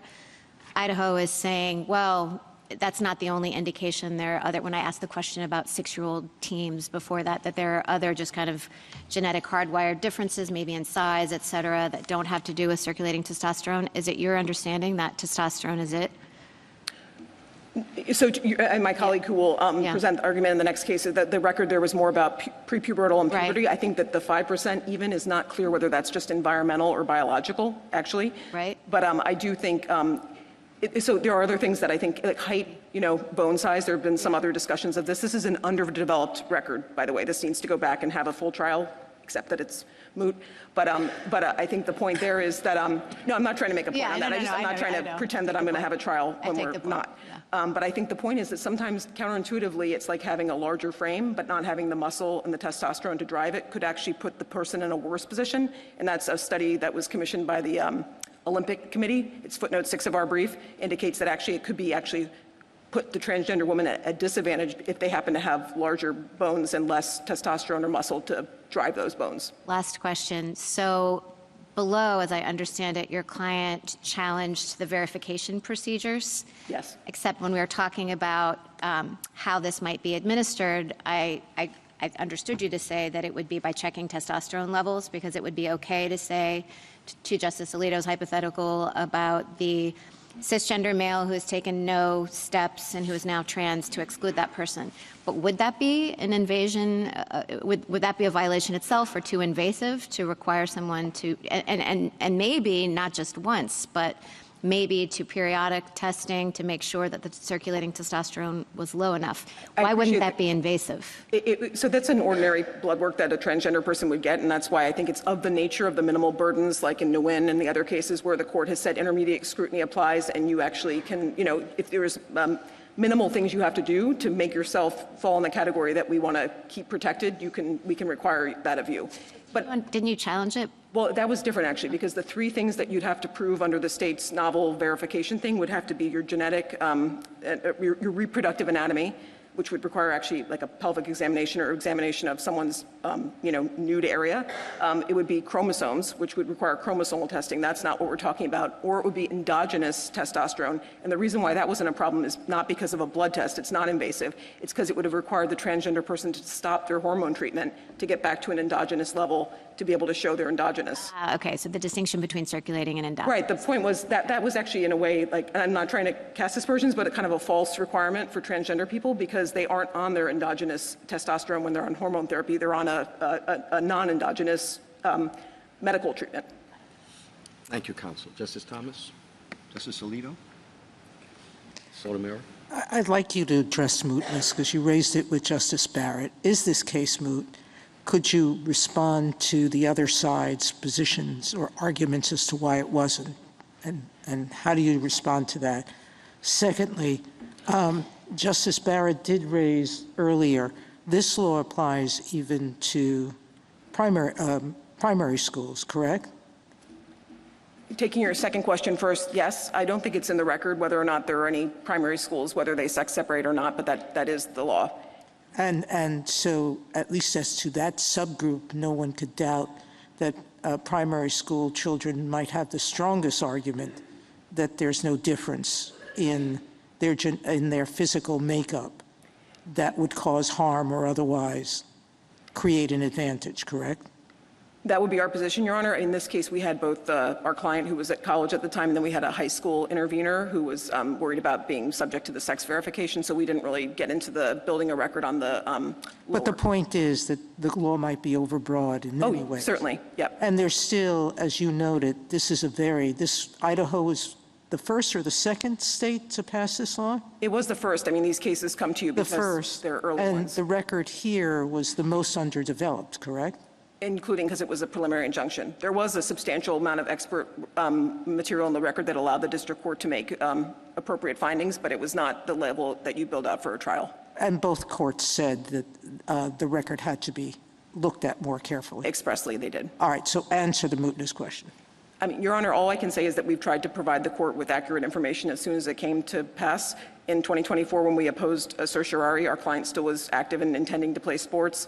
The court granted the case. She was preparing for what she hopes is her final year of college. She was concerned about the increasing hostility and the visibility. I mean, we're here now, and that's okay. She understands she brought the case. But that was the basis for her trying to end her sports career. And it isn't contrary to what she said before. She did intend to play sports through college. Her college has taken a long time. She's now sworn she will never play sports that are covered again, and she won't do that even if she happens to somehow win this case. So that is just the truth. But whether the court believes it's moot, that's, we put the facts before you for you to decide. How about her graduating this year? There was a suggestion she might not. As you can tell, we have, college students have so she is trying her best to get through college. I think at this point, and I'm just basing on what I know of as to today, she's unlikely to graduate by May, as my friend said, but is hoping to make through summer credits, could graduate in the fall. Finally, in terms of the sports teams, the Olympic team, that all happened in 2025 after our president directed them to. We do think that's worth parsing out. Again, there's been a lot of contentions made on both sides that are extra record, but I do think a lot of those things flowed from the executive order. There were some other sports orgs that were doing different things, but I think we have to be careful not to broad brush that because some of it may have been political, some of it may have been scientific, and the record really isn't fully before the court. Justice Kagan? Ms. Hartnett, I just want to get your understanding of what constitutional review would look like in this context. So you said it's not individual by individual. You have to come in and say there's a class that's not being treated appropriately. What is that class here? Thank you, Your Honor. And I would say I don't think the court has ruled out the individual case. I just think we weren't presenting it that way because we were trying to align ourselves with how the court had looked at it. I think we would say we represent the group of people that do not have an athletic advantage, that have mitigated their their biological advantage of being born male. So who do not have an athletic advantage for reasons of taking certain medications or hormones or no sex-based biological advantage. So it would encompass both people that had gone through the male puberty and had mitigated. It would also encompass others that have not yet gone through puberty or that staved off puberty with the puberty blockers. And as to those people, who has the burden of showing that the justification doesn't fit? I think I think once we've identified the subclass under intermediate scrutiny, it is the state's burden to show a substantial relationship for that group, and they failed to, and that's how those other cases proceed. You wouldn't think that because we are talking about an as-applied challenge to a law that's facially everybody can see is legitimate, that the burden should shift to you? I don't think that's how the cases looked at it when they were assessing. They were kind of assessing whether the state had provided enough to allow the exclusion. For example, in Lair, the state had made an adequate showing to show why the parent in that case was properly excluded. And how do you think the question of scientific uncertainty should play out in an analysis like this? Thank you. That's a good question, and I know this was something the court did address in Scrutiny, a rational review case, but citing Carhart, which also talked about that. I think the one thing we definitely want to have is complete findings, so that's why we really were urging to have a full record developed before there were any final judgment of scientific uncertainty. I think the court has not fully grappled with what does scientific uncertainty mean and how does it come into conflict with heightened equal protection scrutiny, but I think we don't need to present that yet because on this record, there was not uncertainty. This person had mitigated. Testosterone was the determinant. Maybe on a later record that would come out differently, but I don't think that. Just play it out a little bit if there were scientific uncertainty.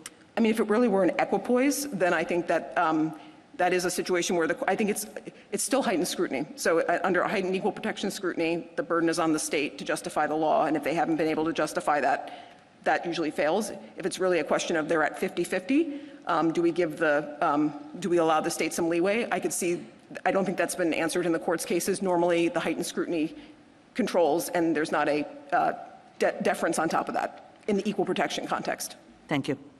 Justice Gorsuch. Just to follow up on that, I wonder if that starts to sound like strict scrutiny, because if the point of intermediate scrutiny, of course, is some leeway for the state, not a perfect fit, at least in the facial area. But if there's scientific uncertainty about whether puberty blockers and testosterone suppressants completely or mostly or some percentage of the time eliminate all competitive advantage, some competitive advantage. I mean, you've been very careful, I think, and rightly so, to talk about mitigating advantage. But I don't know, does the state have to show that it eliminates advantage and it doesn't eliminate, some percentage of advantage remains in each individual case, or for the group as a whole? I'm struggling to understand your response to Justice Kagan on that score. Maybe I'm inartfully posing the question, but I hope you understand. I do understand your question. I think the question is at some level, I think the question is where you have science that's developing in real time at some level, what happens, how does that dovetail with trying a state that's trying to regulate and do that? I think what we can say on this record is the categorical exclusion is really not supported, I don't think, by any science. This again was from kindergarten through college.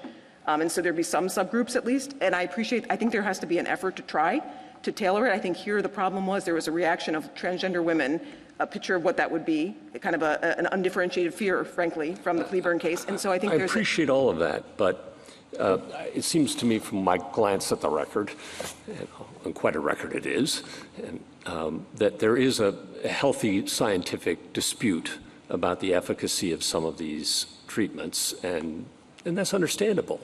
And I'm just wondering, how does that fit with, assume there is some dispute, and I understand the record remains to be developed further, but how does that fit with intermediate versus strict scrutiny?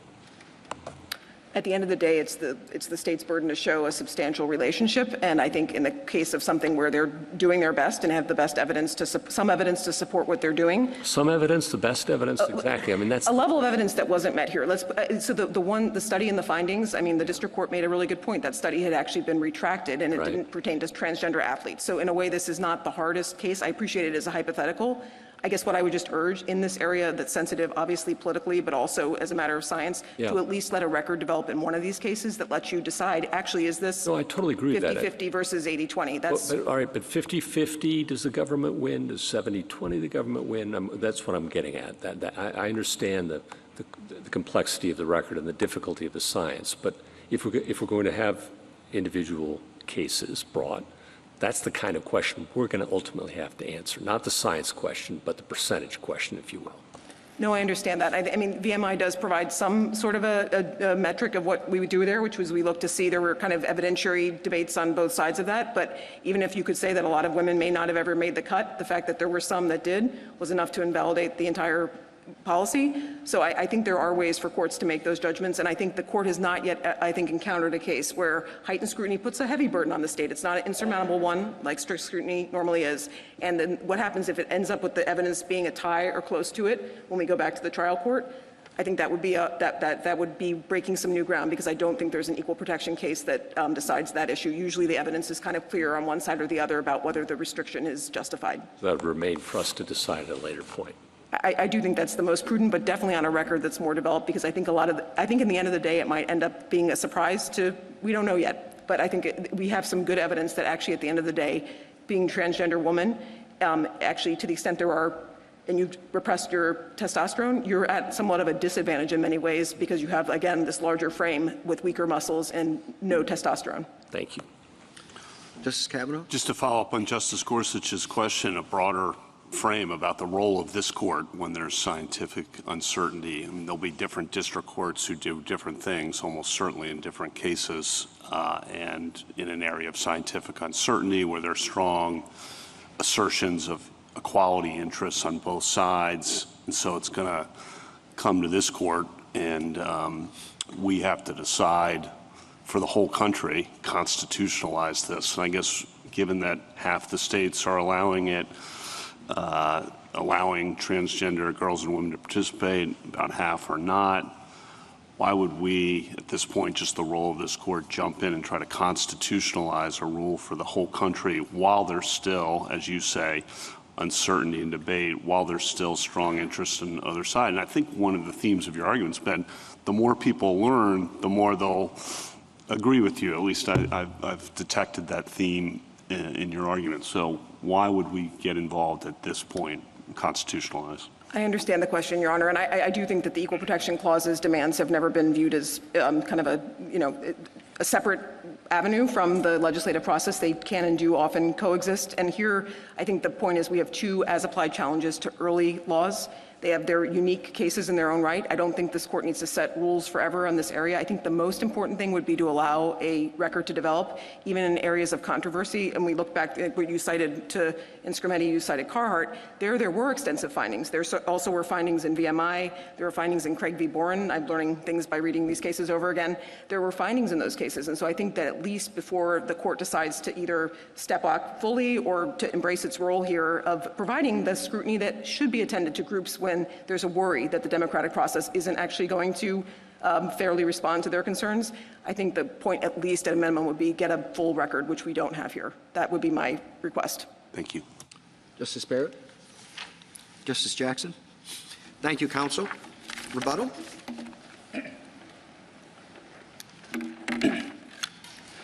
Thank you, Mr. Chief Justice. A few points. I heard just a moment ago that there is no real threat to women's sports. We strenuously disagree. We cite Your Honors to the UN Special Rapporteur's report that says 600 women have lost 890 medals in 29 different sports. That's what we're talking about. It is a real threat. Medical transition does not reliably suppress all male athletic advantages. I'd cite Your Honors to our record in which our expert, Dr. Brown, shows the experience of one C.C. Telfer, an elite track athlete who underwent a medical transition and whose track times did not change.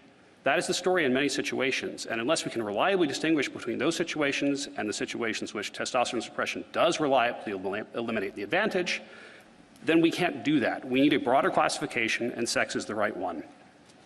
And if it were merely politically motivated, I would add we wouldn't see this same rule being implemented by World Athletics, World Boxing, the NAIA, these different groups that were not influenced by recent politics but came to these decisions after studies, after lengthy examination, and reached the same decision that Idaho has.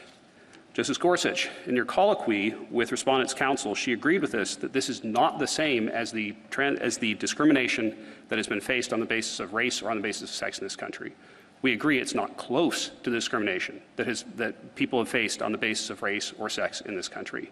That said, the court does not need to reach that answer here, because if there is no transgender status classification in Scrutiny, there certainly cannot be one in this case. In fact, as our briefs argue, the court can and should avoid all of these questions by applying rational basis review. Bottom line, sports are assigned by sex because sex is what matters in sports. It is the fairest and the safest and the most administrable way to assign sports teams. It's been widely accepted for many decades because it's necessary for fair competition, because where sports are concerned, men and women are obviously not the same.